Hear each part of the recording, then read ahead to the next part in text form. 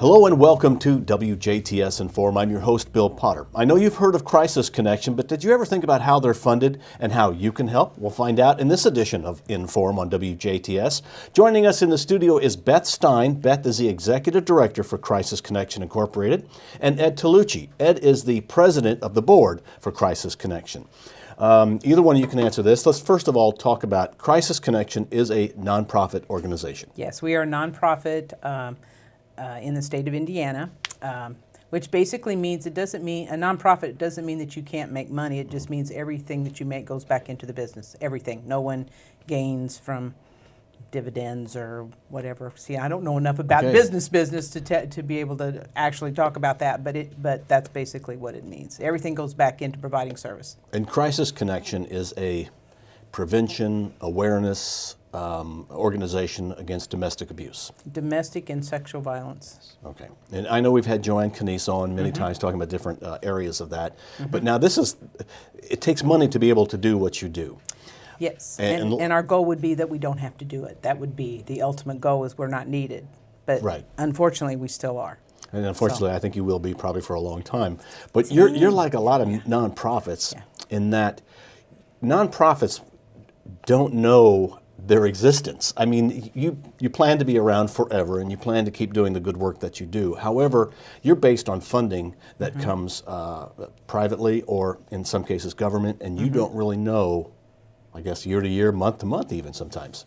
Sometimes it's a guessing game. It's very definitely a guessing game. And a lot of times people think that if you get, state and federal funding, through grants, that you've got it made, Not so. And actually 70% of our funding comes from that, and it's very uncomfortable because those grants are year to year. So you're either writing the grant to try to get funding again, or you're setting it back up for the, for the next 12 months, So there's always something you're messing with that grant as far as, just keeping it going. Getting government grants, that's fairly difficult. Ed, I know you've worked on grants and writing grants and things, but it's not easy. No, it's competitive. It's very competitive. They don't want you, even though you're basically writing the grant for the same service you've been providing, you can't use the same words. You just can't say the same things. It's not just, oh gee, I'll just send in what I did last year. No. They don't like that either. So, you're constantly, and unfortunately or fortunately, I've done this work for over 25 years. So, I'm out of words. I don't have new ones to say, the same thing, trying to plead our case, because we are a very different type of program that deals with these issues, because we're very rural. Most of the programs are residential based, and they're in urban areas. And so we are non-residential based. We're about changing attitudes within the community and in educating the community and responding within the community. And most of the others are definitely shelter based. Now, these grants, are they the same year to year, or do you see a lot of change? Are you seeing less grant opportunities? I don't know about less grant opportunities. The amounts of the grants change, and sometimes stay the same for years and years and years. You don't get increases, but your demand for service increases. You're still trying to keep up with the demand with the same staff, so you wear them out basically, and then also be competitive to be able to pay something that's worth somebody's while to work for us, as a nonprofit. So, and you got to have fringe benefits of some sort and like all that kind of thing. Same way as a business. I mean, we are run as a business in that sense. It's just that it's a lot more difficult because, like I say, you have no idea. That funding is very fickle. And as we just saw in the last months, it can also be put on hold for a period of time. And how that affects us when that stuff is put on hold. All the reimbursements. We're on a reimbursement basis, which means once you get the grant, you have to spend the money before you can ask for a reimbursement of that money. So by the time in the best case scenario, by the time you get that money back, or to be replenish what you've put out, is at least 2 months. Okay, wow. So that's kind of cash flow you have to keep it kind of rolling. Well, and that's ideal, and that's not exactly how it always works. Sometimes it's probably 3 months after the grant started that you can first submit your first reimbursement. So you're 3 months into it. And so, yeah. So it helps to have a little cushion of other Oh, money yes. that comes You, in. you have to have, because otherwise you're having to borrow money and it gets all messy and, yeah. Okay. No, the state doesn't quite get that. Another point, We're too, working on that. in borrowing the money to keep the doors open, make payroll, pay for gasoline, the state does not reimburse your interest charges.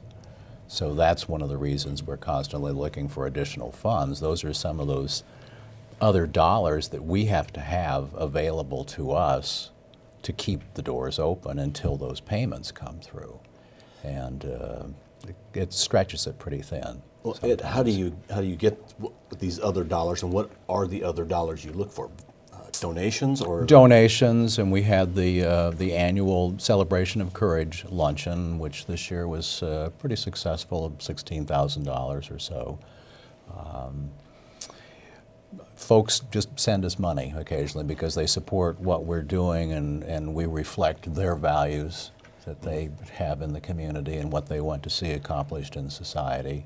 And we are getting ready to send out our annual appeal letter, which is a significant, in the context of a $400,000 budget, it's a significant fundraiser for us. But we have to have that cash available because we don't want to borrow the money, because you have to pay it back. And well, you know, you made $16,000 on the Courage banquet. That really is not that much money when you look at a $400,000 budget. no, it's not. No. And the budget is large because you're serving a large area. 8 counties. Eight different counties. Right. Because there's not a lot of programs like us, for one thing. And the state is trying to say they serve every county. And so they just added two counties, 3 counties to us last year because no one else was serving them or were close enough to really serve them either, is the part of the issue. So, so yes. And that all contributes too. When you have that area to cover, just the slightest fluctuation in whatever it is, you know this in your own household. If it's gasoline that goes up, well, gasoline goes up for us too. If it's a particularly cold winter or a hot summer, you have to pay those fuel charges. And so when you put all those factors together with this uncertain funding stream, it's a real juggling that you have to do, because we have to match funds in some instances. There has to be a certain percentage of these private dollars we must raise to match the government dollars. So you're constantly adjusting those numbers to make sure you're adhering to the requirements of the grant and you're paying your gasoline bill. Do many of these grants have a in kind or a 2-for-1, to where to get the grant dollars you have to also raise a certain amount of dollars? What they call it is match, That's and what most of we're them are about discussing. 25%. Okay. So 25% of what you get, you have to match. You know, in other words, if you get $100,000, you have to match it with at least 25. Or probably sometimes it comes out a little bit more than that, depending But on if you how don't they know- figure sometimes they have weird calculations how they figure what your match is. But if you don't know what they're going to give you, it makes it very difficult to plan for a match too. Yeah. Right. So- Well, and I had an auditor, was it last year before last, when he looked at it, because it was a really tough year as far as reimbursements and stuff. And at one time, we were over $100,000 the state owed us in back reimbursements, you know, still trying to keep going. And for us, that's a lot of money, you know. For some of you that it isn't, please give us some of that. But for us, that's a lot of money. And the auditor looked at that and said, I wouldn't be doing business with them. And I laughed and I said, well, then we would not be doing business, because that's where our major funding comes from. So, you know, In a way, that's the game we're you have to between a play. rock and a hard place, yeah. Yeah. So let's do a call to action. And I know this is not a fundraising event. We're not. This is not a plea for fundraising. But you know, people do as the year approaches, the end of a year, or they start looking at their taxes. It may be time to make a donation. What do they do, and how can they make a donation? How easy is it? It's very easy. All you have to do is write on the envelope, Crisis Connection, P.O. Box 903, Jasper 47547.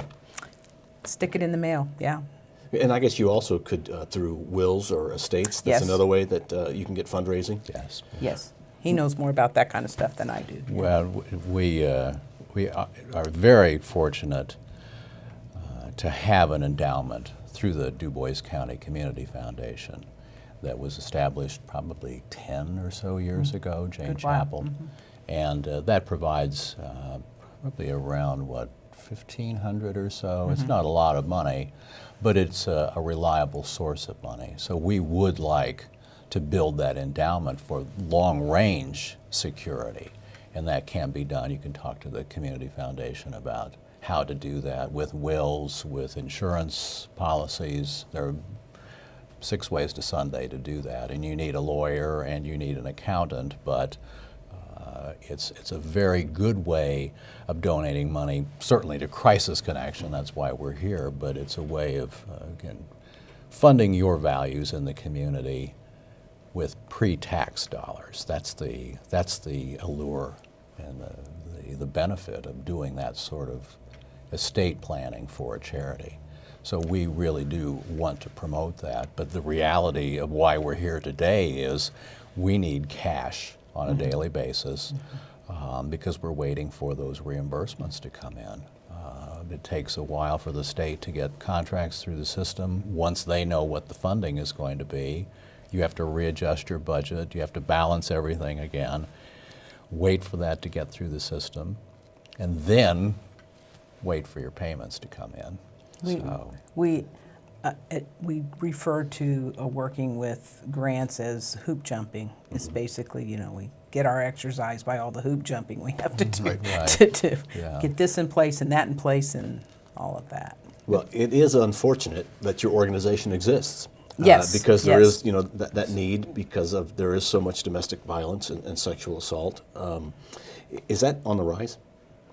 Or is I'm not does sure it keep if staying the same? I'm not sure. It kind of goes back and forth, but I think there for a while we thought it was on the rise. And what we think is that the more people know about it, not just locally, but also nationally, you see a lot more movies out there about it and things on television and a lot more in the news.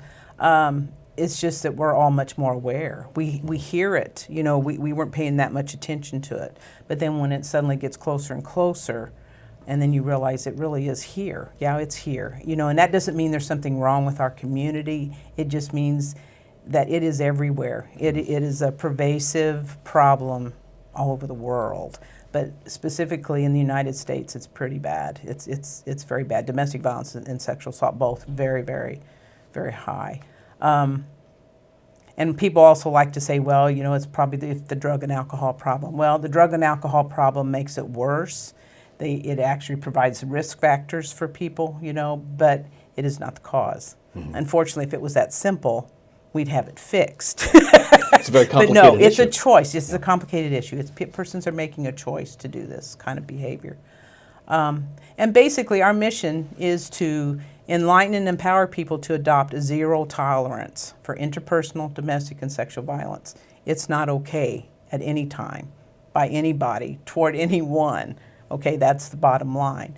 And how we address it is by providing crisis intervention services, victim advocacy services, prevention education, and also collaborating with community partners so that we work together with lots of other agencies, lots of other businesses, that sort of thing to address it, because it has to be addressed by the community. It needs to be okay to live in this community and be safe.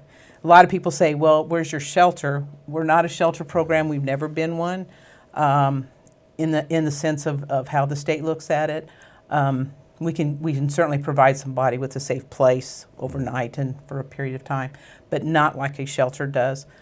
Because basically what we say is, people need to be able to stay in their community where their resources are, where their support systems are. You shouldn't have to leave to be safe. Well, and it takes money to do that, folks, and if you'd like to help out, make a donation to Crisis Connection. We'd like to thank our guest, Ed Talucci, who's the president of the Crisis Connection Board, and Beth Stein, who's the executive director for Crisis Connection. And thank you for watching WJTS in.form. We are local people watching local people.